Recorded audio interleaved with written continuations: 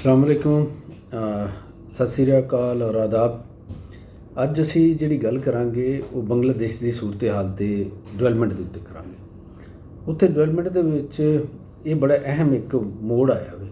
ਲੋਕਾਂ ਨੂੰ ਖਦਸ਼ਾ ਸੀ ਕਿ ਬੰਗਲਾਦੇਸ਼ ਦੇ ਵਿੱਚ ਜੋ ਹਾਲਾਤ ਰਹੇ ਔਰ ਸੈਂਕੜਾਂ ਸਟੂਡੈਂਟਸ ਜਿਹੜੇ ਨੇ ਉਹ ਮਾਰੇ ਗਏ ਔਰ ਉਹਨਾਂ ਦੇ ਮਰਨ ਤੋਂ ਬਾਅਦ ਜਿਹੜੀ ਵਜ਼ੀਰ ਆਜ਼ਮ ਸ਼ੇਖ ਹਸੀਨਾ ਵਾਜਦ ਨੇ ਉਹ ਉੱਥੋਂ ਜਿਸ ਤਰ੍ਹਾਂ ਫਰਾਰ ਹੋਈਆਂ ਅਤੇ ਮੁਲਕ ਦੇ ਵਿੱਚ ਇੱਕ ਲੀਡਰਲੈਸ ਜਿਹੜੀ ਸੂਰਤ ਹਾਲ ਪੈਦਾ ਹੋ ਗਈ ਔਰ ਉਸ ਸੂਰਤ ਹਾਲ ਦਾ ਫਾਇਦਾ ਜਿਹੜਾ ਹੈ ਜ਼ਾਹਿਰ ਹੈ ਉਸ ਕੂਵਤ ਨੂੰ ਇਹ ਜਿਹੜੀ ਸਭ ਨਾਲੋਂ ਜ਼ਿਆਦਾ ਮੁਨਜ਼ਮ ਹੈਗੀ ਸੀ ਅਤੇ ਫੌਜ ਜਿਹੜੀ ਉਹਦੇ ਚੀਫ ਵਕਾਰੁਜ਼ਮਾਂ ਜਿਹੜੇ ਨੇ ਉਹਨਾਂ ਨੇ ਪ੍ਰੈਸ ਕਾਨਫਰੰਸ ਕੀਤੀ ਫੌਰੀ ਬਾਅਦ ਔਰ ਉਹਨਾਂ ਨੇ ਕਿਹਾ ਕਿ ਹੁਣ ਜਿਹੜੇ ਫੈਸਲੇ ਨੇ ਉਹ ਫੌਜ ਕਰੇਗੀ ਅਤੇ ਉਸ ਤੋਂ ਬਾਅਦ ਉਹਨਾਂ ਨੇ ਇਹ ਵੀ ਕਿਹਾ ਕਿ ਅਮਨ ਜਿਹੜਾ ਹੈ ਉਹ ਨਾਫਜ਼ ਕਰਨਾ ਇਹ ਸਾਡੀ ਜ਼ਿੰਮੇਦਾਰੀ।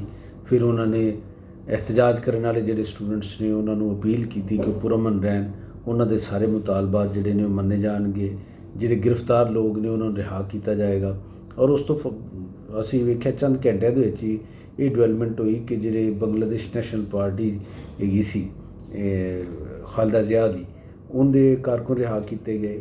ਖਾਲਦਾ ਜ਼ਿਆ ਨੂੰ ਰਿਹਾ ਕਰਨ ਦੀਆਂ ਗੱਲਾਂ ਹੋਈਆਂ ਔਰ ਜਿਹੜੇ ਇਸ ਮੁਜ਼ਾਹਰੇ ਕਰਨ ਵਾਲੇ ਨੌਜਵਾਨ ਸਨ ਉਹਨਾਂ ਨੂੰ ਰਿਹਾ ਕੀਤਾ ਗਿਆ। ਜਿਹੜੇ ਜ਼ਖਮੀ ਸਨ ਉਹਨਾਂ ਦੀ ਇਲਾਜ ਦਾ ਇੰਤਜ਼ਾਮ ਕੀਤਾ ਗਿਆ ਔਰ ਫਿਰ ਜਿਸ ਪਾਸੇ ਟੈਂਸ਼ਨ ਜਿਹੜੇ ਇਸ਼ੂਜ਼ ਦੇ ਉੱਤੇ ਹੈਗੀ ਸੀ ਉਹਨੂੰ ਘੱਟ ਕਰਨ ਦੀ ਕੋਸ਼ਿਸ਼ ਕੀਤੀ ਗਈ। ਜਿਸ ਜਗ੍ਹਾ ਦੇ ਉੱਤੇ ਨੌਜਵਾਨਾਂ ਦੀਆਂ ਟੁਕੜੀਆਂ ਜਿਹੜੀਆਂ ਨੇ ਜਾਂ ਗਰੁੱਪ ਨੇ ਉਹ ਹਾਲੇ ਵੀ ਤਸ਼ੱਦਦ ਦੇ ਉੱਤੇ ਸਨ, ਤੋੜ ਫੋੜ ਕਰ ਰਹੇ ਸਨ ਅਤੇ ਉਹਦੇ ਉੱਤੋਂ ਕਾਨੂੰਨ ਨਾਫਜ਼ ਕਰਨ ਵਾਲੇ ਅਦਾਰੇ ਪਿੱਛੇ ਹਟ ਗਏ। ਉਹਨਾਂ ਨੇ ਨੌਜਵਾਨਾਂ ਨੂੰ ਇੱਕ ਵਾਰ ਆਪਣਾ ਗੁੱਸਾ ਕੱਢਣ ਦਾ ਮੌਕਾ ਦਿੱਤਾ। ਇਹ ਡਿਵੈਲਪਮੈਂਟ ਹੋਈ। ਲੇਕਿਨ ਅਸੀਂ ਜਿਹਦੇ 'ਤੇ ਗੱਲ ਕਰਨੀ ਉਹ ਇਸ ਤੋਂ ਅੱਗੇ ਦੀ ਗੱਲ ਹੈ। ਪਹਿਲੇ ਅਸੀਂ ਥੋੜ੍ਹੀ ਜਿਹੀ ਹੋਰ ਗੱਲਾਂ ਕਰ ਲੈਂਦੇ ਹਾਂ। ਜਿਹੜੇ ਨੌਜਵਾਨਾਂ ਨੇ ਹਮਲਾ ਕੀਤਾ ਵਜ਼ੀਰ ਆਜ਼ਮ ਹਾਊਸ ਦੇ ਉੱਤੇ, ਅਸੀਂ ਤਸਵੀਰਾਂ ਸੋਸ਼ਲ ਮੀਡੀਆ 'ਤੇ ਦੇਖੀਆਂ ਨੇ ਕਿ ਕਿਸੇ ਨੇ ਬਤਖ ਚੁੱਕੀ ਹੋਈ ਹੈ, ਕਿਸੇ ਨੇ ਉਹ ਫਰਿੱਜ ਖੋਲ੍ਹਿਆ ਔਰ ਉਹਦੇ ਵਿੱਚੋਂ ਜੋ ਕੁਝ ਨਿਕਲ ਰਿਹਾ ਸਮਾਨ, ਮਿਰਚਾਂ ਸਬਜ਼, ਉਹ ਹੀ ਖਾਈ ਜਾ ਰਿਹਾ।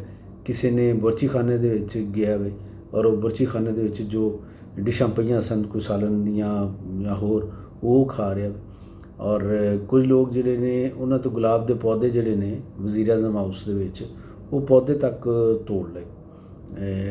ਕੁਝ ਲੋਕਾਂ ਨੇ ਖਰਗੋਸ਼ ਚੁੱਕ ਲਏ ਉੱਥੋਂ। ਸੋ ਕਿਸੇ ਦੇ ਹੱਥ ਜੋ ਆਇਆ ਉਹਨੇ ਕੀਤਾ।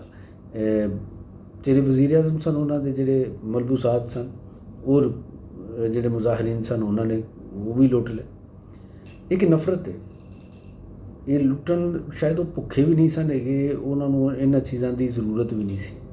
ਲੇਕਿਨ ਇੱਕ ਨਫ਼ਰਤ ਜਦੋਂ ਕਿਸੇ ਹੁਕਮਰਾਨ ਕਿਸੇ ਸ਼ਖਸੀਅਤ ਦੇ ਮੁਤਲਕ ਲੋਕਾਂ 'ਚ ਚਲੀ ਜਾਵੇ ਅਤੇ ਫਿਰ ਲੋਕ ਉਹਦੀ ਹਰ ਨਿਸ਼ਾਨੀ ਜਿਹੜੀ ਉਹਨੂੰ ਤਬਾਹ ਕਰਨ 'ਤੇ ਤੁਰ ਜਾਂਦੇ ਨੇ। ਇਹੋ ਕੁਛ ਹੋਇਆ ਕਿ ਸ਼ੇਖ ਮੁਜੀਬੁਰ ਰਹਿਮਾਨ ਜਿਹੜੇ ਹਸੀਨਾ ਵਾਜਦ ਦੇ ਵਾਲਿਦ ਸਨ ਔਰ ਜਿਨ੍ਹਾਂ ਨੇ ਬੰਗਲਾਦੇਸ਼ ਬਣਾਇਆ, ਉਹਨਾਂ ਜ਼ਾਤੀ ਰਿਹਾਇਸ਼ਗਾਹ ਸੀ। ਉਸ ਰਿਹਾਇਸ਼ਗਾਹ ਨੂੰ ਮਿਊਜ਼ੀਅਮ ਦੇ ਵਿੱਚ ਤਬਦੀਲ ਕੀਤਾ ਗਿਆ ਸੀ। ਉੱਥੇ ਉਹਨਾਂ ਨੇ ਬੰਗਲਾਦੇਸ਼ ਦੇ ਕਿਆਮ ਦੇ ਦੌਰਾਨ ਦੀਆਂ ਜਿਹੜੀਆਂ ਆਪਣੀ ਯਾਦਗਾਰਾਂ ਰੱਖੀਆਂ ਸਨ। ਜਿਹੜੇ ਮੁਜ਼ਾਹਰੀਨ ਸਨ ਉਹਨਾਂ ਨੇ ਉਸ ਮਿਊਜ਼ੀਅਮ 'ਤੇ ਵੀ ਹਮਲਾ ਕੀਤਾ ਔਰ ਉਹਨੂੰ ਤੋੜ ਫੋੜ ਦਿੱਤਾ। ਇਸੇ ਤਰ੍ਹਾਂ ਬੰਗਲਾਦੇਸ਼ ਦੇ ਵਿੱਚ ਜਿੱਥੇ ਜਿੱਥੇ ਸ਼ੇਖ ਮੁਜੀਬੁਰ ਰਹਿਮਾਨ ਦੇ ਬਹੁਤ ਦੇਵ ਹੈਕਲ ਕਿਸਮ ਦੇ ਮੁਜੱਸਮੇ ਸਨ ਉਹਨਾਂ ਮੁਜੱਸਮਿਆਂ ਨੂੰ ਤੋੜਿਆ ਗਿਆ। ਕਿਸੇ ਨੇ ਮਜ਼ਾਮਤ ਨਹੀਂ ਕੀਤੀ ਕਿ ਨਾ ਤੋੜੋ।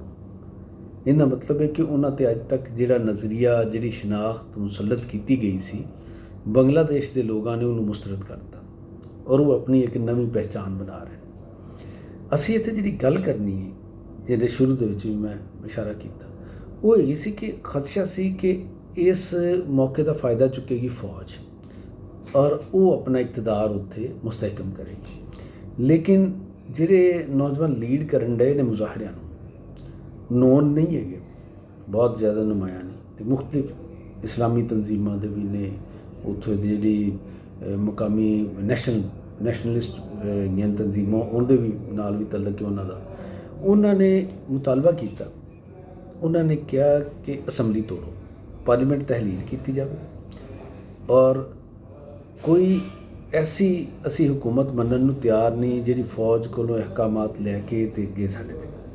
ਉਹਨੂੰ ਕਿ ਫੌਰੀ ਤੌਰ 'ਤੇ ਅਸੈਂਬਲੀ ਤਹਿਲੀਲ ਕਰਕੇ ਅਤੇ ਤੁਸੀਂ ਨਵੇਂ ਇਲੈਕਸ਼ਨ ਦਾ ਐਲਾਨ ਕਰੋ। ਅਸੀਂ ਨਹੀਂ ਚਾਹੁੰਦੇ कि मुल्क दे विच फौज का इकतदार रहे।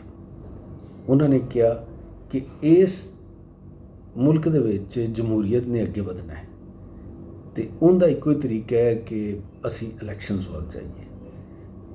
चौथी दफ़ा वज़ीर आज़म बनिया से हसीना वाजिद, और कहा जाता है कि पहली दफ़ा तो उन्होंने एक जैनवन किस्म की सपोर्ट उन्होंने मिली अपने लोगों वालों, लेकिन उस तो बाद उन्होंने अपना इकतदार जबर के बुनियाद के उत्ते वधाया।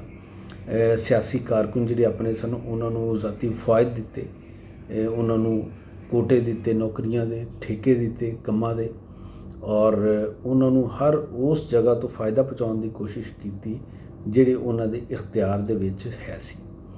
और इन दे नाल उन्होंने अपने इर्द गिर्द ऐसी एक क्लास खड़ी कर दी जिहड़ी फ़ायदे दे उत्ते चलदी सी, और जवाबी जिहड़ा सी एहसान ममनूनीयत दे विच फिर वो सियासी तौर ते माली तौर ते हसीना वाजिद की हुकूमत नूं सपोर्ट करते सी।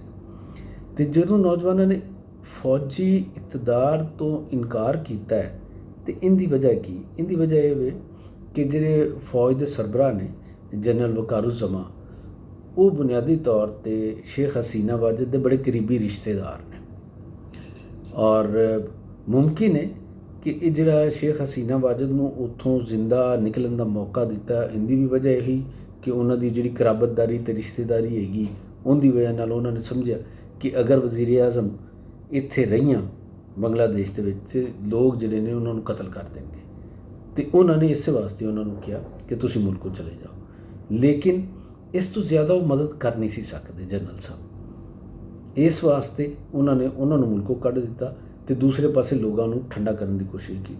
लेकिन लोगों तक ये वाली फीलिंग मौजूद है और इदराक मौजूद है कि ये उन्होंने रिश्तेदार ने, तो असी ये नहीं चाहते कि अज लोगों के जज्बात ठंडे होण, जदों मौके ठंडे होण तो फिर हसीना वाजिद वापस आ जाए और ये सैटअप जिहड़ा असी कुर्बानियां दित्तियां ने, सैकड़ों नौजवान शहीद होए ने, तो फिर वो ज़ाया हो जाए। इस वास्ते उन्होंने मुतालबा किया कि सानू फौज का इकतदार जिहड़ा है वो मंजूर नहीं है, और फौज यही करे कि इलैक्शन का ऐलान करे, तो 2 महीनों के अंदर अंदर इलैक्शनस होन और इकतदार जिहड़ा है वो नवीं मुंतखब हुकूमत के हवाले कर दिता जाए। बांग्लादेश के विच जिहड़ी डिवेलपमेंट हुई, कई लोगों का ख्याल है कि पाकिस्तान समेत खिते के जिहड़े दूसरे मुल्क ने उत्थों दे लोग उन्होंने बड़ा एक आइडियल बना के वेख रहे हैं मिसाली के तौर पर, और इन लोगों का कुछ उत्थों मोटिवेशन भी लैन डे ने कि इस तरह जिहड़ा एहतजाज जिहड़ा किस तरह होवे,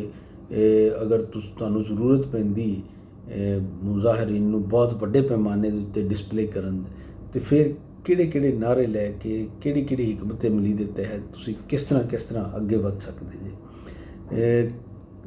लीड कौन करे, उस लीड नूं जदों मकासद कुछ पूरे होण तो फिर वो किहड़ा ग्रुप होवे जिहड़ा अगे फिर मुज़ाकरात करे, इंतकाल इकतदार के प्रोसैस की होणगे, और मुख्तलिफ इदारियां दी और पार्लीमेंट दे उहदे च किरदार की होणगे। ये सारियां चीज़ां बांग्लादेश के इस क्राइसिस के दौरान साडे सामने आईयां।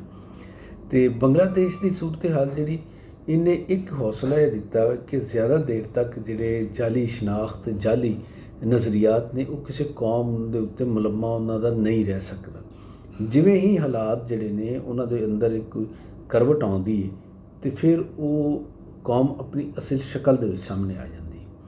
तो हाले लंबे चौड़े तजिए की गुंजाइश नहीं, क्योंकि सूरत हाल तब्दील हो रही है। अगले 2-4 दिन दे विच होर क्लीयर हो जाएगी, तो फिर इहदे उत्ते एक भरपूर तजिया भी पूरा करांगे।